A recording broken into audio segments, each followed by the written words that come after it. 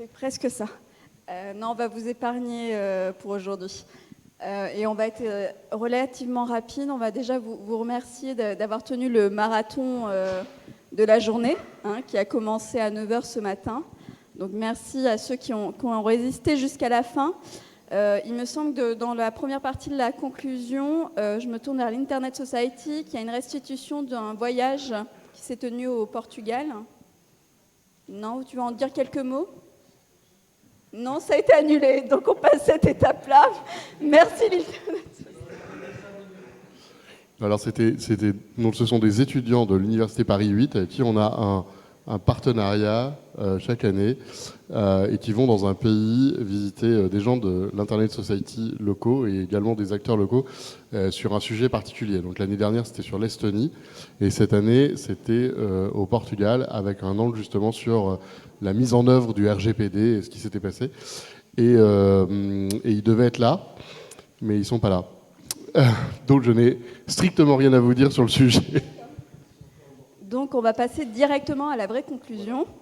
Il y a eu aujourd'hui 12 ateliers, 3 plénières. Il y a un certain nombre de propositions et recommandations qui sont sorties de ces ateliers et de ces plénières.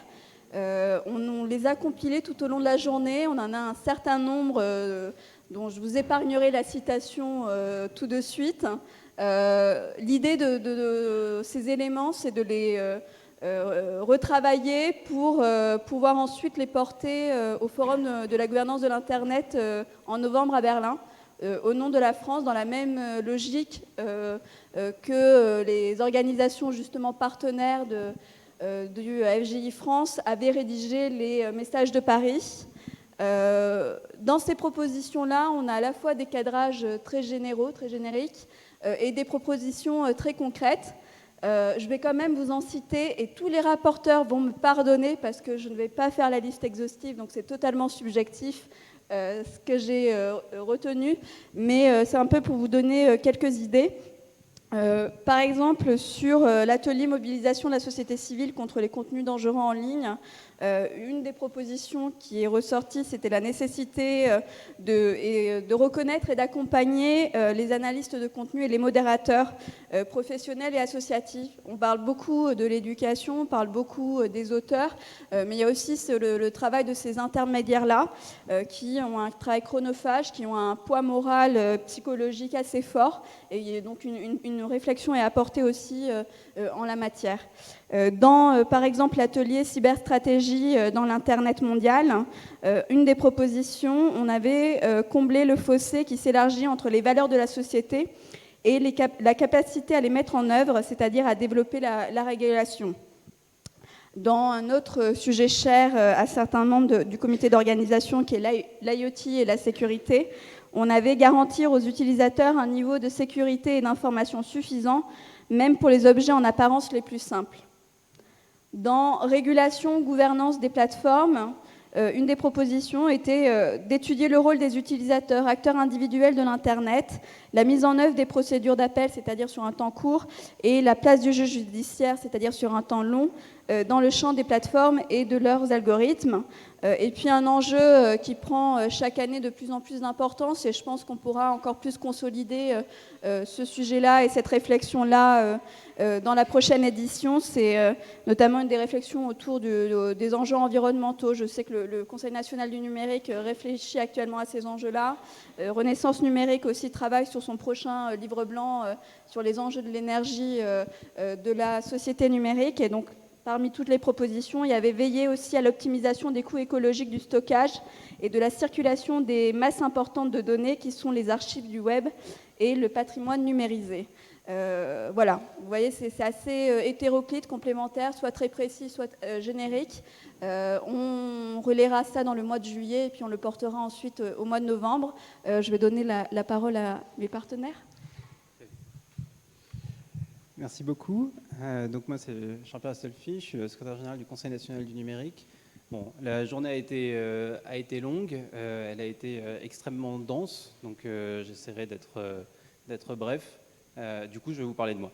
Il y a un an, je suis arrivé en tant que secrétaire du Conseil national du numérique, et quand j'ai fait ma première édition du FGI France, et ben, à la fin de la journée, j'avais appris plein de trucs. Et c'était génial, j'étais monté en niveau énormément. Et je me retrouve un an après, je refais cette journée. Et en fait, je me rends compte que j'ai encore appris plein de trucs, et qu'il y a encore des nouvelles choses à découvrir. Et ça, c'est super, parce que ça veut dire que c'est un espace de conversation dense, riche, où il y a toute une communauté qui se retrouve. Alors, cette année, pas sous une chaleur caniculaire, donc pour ceux qui se souviennent de l'an dernier, c'est plutôt sympa. Et nous, au Conseil national du numérique, on est très contents de pouvoir co-organiser cet événement, parce qu'on pense que c'est un lieu de débat et un lieu de partage d'idées qu'il est important, qui doit exister, et on est content d'essayer de le faire vivre. Et je m'en tiendrai là. Alors, de la même manière, j'ai déjà beaucoup trop parlé dans la journée. Je rebondis sur ce que disait Charles Pierre, de même que ce que disait Jennifer. Les propositions de chaque atelier vont être portées à l'IGF de Berlin. L'IGF de Berlin, c'est du 25 au 29 novembre, donc à Berlin. Et c'est l'idée d'avoir une continuité, comme on en a parlé ce matin, dans la plénière modérée par Pierre Bonis, entre l'IGF de Paris en novembre dernier, l'IGF France aujourd'hui et l'IGF de Berlin en novembre prochain. Et je suis sûr que Nicolas, tu auras des éléments à ajouter. Aucun. Non, juste vous remercier vraiment à toutes et tous d'avoir été là toute la journée. Vous inviter aussi je l'avais déjà dit l'année dernière, mais inviter les gens autour de vous à venir dans ce genre d'événement, à prendre la main, à venir dans des ateliers. Il y en a qui sont plus complexes que d'autres. On voit aussi le forum sur la gouvernance de l'Internet Monde. Il est il est encore plus ouvert parce qu'il est traduit en plusieurs langues. Toutes les plénières sont traduites en temps réel en plusieurs langues. Et du coup, c'est des forums qui sont accessibles, qui sont des lieux de rencontre. Donc, enfin voilà, n'hésitez pas à faire en sorte que ce ne soit pas toujours les mêmes personnes de la gouvernance de l'Internet qui parlent aux mêmes personnes.